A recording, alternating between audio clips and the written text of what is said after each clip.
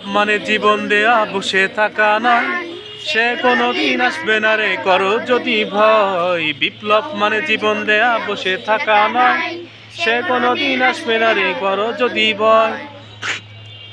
লড়াইয়ের ওই ময়দানেতে যেতে তোমাকেই হবে, প্রয়োজনে সব রক্তটুকু জমিনেই ঢেলে দেবে। ঠিক না ঠিক? লড়াইয়ের ওই ময়দানেতে যেতে তোমাকেই হবে, প্রয়োজনে সব রক্তটুকু জমিনেই ঢেলে দেবে। তবুও তোমায় লড়তেই হবে, মানিবে না পরাজয়। তবুও তোমায় লড়তেই হবে, মানিবে না পরাজয়। বিপ্লব মানে জীবন দেয়া বসে থাকা নয়, সে কোনোদিন আসবে না রে করো যদি ভয়। ঠিক না ঠিক? আসলে বিপ্লব মানে জীবন দিতে হবে না, কি কও? হ্যাঁ, মানে দিনের জন্য, ইসলামের জন্য জীবন দিতে হবে, পারা যাবে না? এই জীবন দেওয়ার জন্য কারা কারা প্রস্তুত আছে করো তো?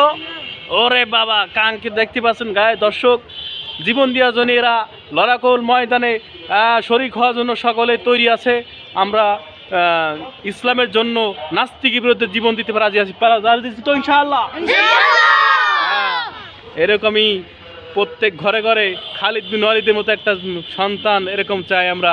প্রত্যেকে মাদ্রাসায় যেন এরকম ভর্তি হয়ে এরকম আমরা ইসলামের জন্য জীবন দিতে পারি। ঠিক না ঠিক? এই জন্য ইসলামের জন্য আমাদের জীবন দিতে হবে। আমাদের মাদ্রাসায় ঠিকমতো লেখাপড়া করে বড় আলেম হতে হবে, পারা যাবে তো? আমরা সবাই বলতে পারি ইনশাআল্লাহ। কি আমরা সবাই আলেম হবো না? সবাই আলেম হবো। আমরা এই রাজপথ আমাদের কায়েম করব। আগামী বাংলাদেশ হবে কোরআনের বাংলাদেশ। ঠিক না ঠিক? সবাই বলো আগামী বাংলাদেশ কিসের বাংলাদেশ? হ্যাঁ, কোরআনের বাংলাদেশ, ইসলামের বাংলাদেশ হবে। ঠিক আছে?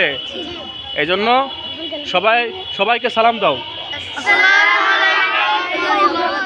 ওয়ালাইকুম আসসালাম রহমতুল্লাহ। দর্শক ভালো থাকবেন, সুস্থ থাকবেন। আগামী ভিডিওতে আমরা ইনশাল্লাহ হাজির হব একসাথে।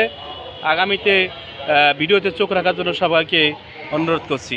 খোদা হাফেজ, সকলে ভালো থাকবেন।